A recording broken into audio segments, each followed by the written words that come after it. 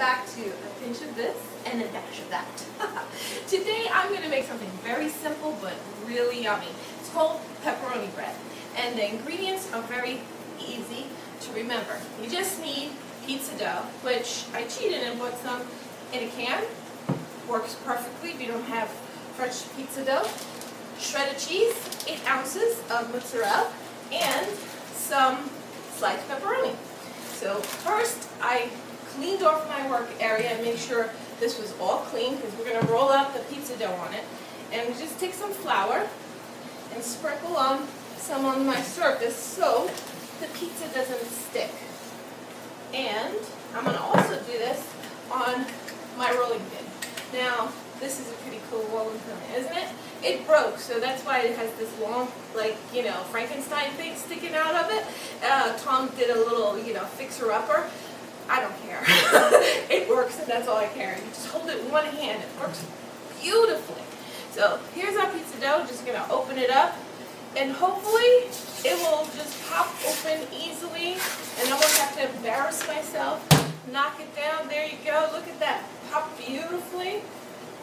Just stick that out.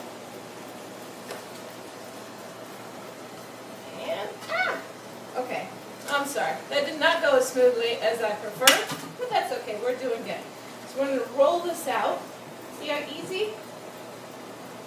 Roll it out. I'm going to thin it out a little bit because it's too thick the way it is, unless you were making deep dish pizza or something. I don't know what that's about. That's from Chicago. No offense. But we like our crust thin here in New York City. So we're just going to roll this out. See how easy this rolling pin works?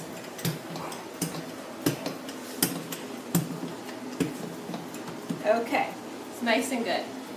I'm going to take our pepperoni, and you can buy the pre-packaged pepperoni.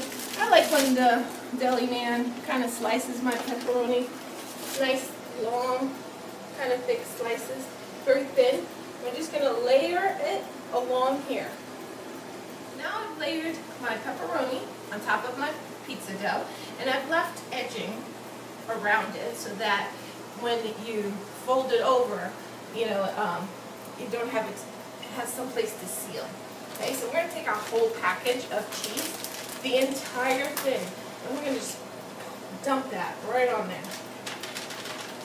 Because, you know, a little cheese is good, more cheese is better. So even if you have an extra package of cheese hanging around and you want to put a little bit more, go ahead. Don't be shy. Cheese is love, you know what I'm saying? Okay, so now we got our cheese there, and it's all nice and even and pretty, right? I'm going to fold. I'm going to grab this end here. I want to come closer so people can see. There we go. Look at that. Fold that over. Right? If you got any little holes, you just pinch them. Just like that, so nothing comes out. And then you carefully do that to this side. It's like, I don't know. And then you just press down the edges on top. You don't have to use water or anything. They just kind of stay pretty good sealed. And then your ends, you just grab your end and you pinch it. Kind of turn it over like that. Kind of pinch it, and so it's nice and sealed at the ends. I'm going to put it in my cookie sheet. And this is how you transfer. Quite easy, see? It holds pretty good together. We're going to put the seal side down. So, if it thought about opening up, well, there was no room for it to do it now. 350, going to bake this puppy 20-25 minutes until the top is nice and golden. And if you happen to have a stone cookie sheet, even better, because that stuff really makes everything cook evenly. Now it's been about 40 minutes, actually, more than 20-25, and my pepperoni bread is ready. I'm going to take it out of the oven. Look at that beautiful color. Isn't that just absolutely stunning?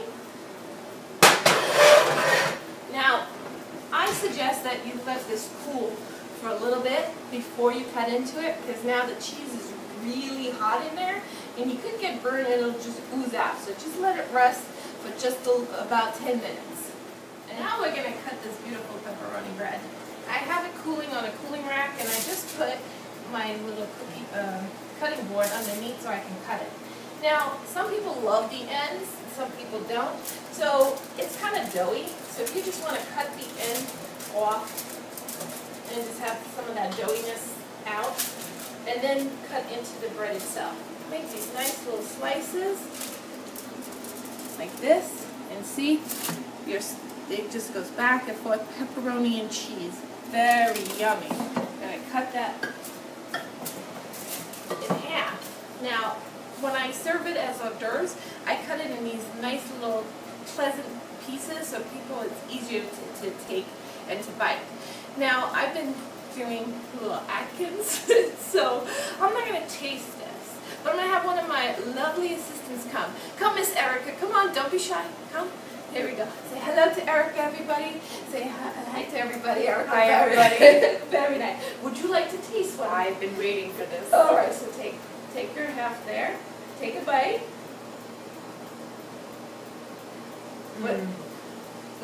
It's got a one or a two Triple.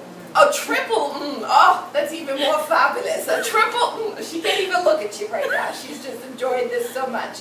Well, always remember to have fun in the kitchen and enjoy your pepperoni bread. Until next time.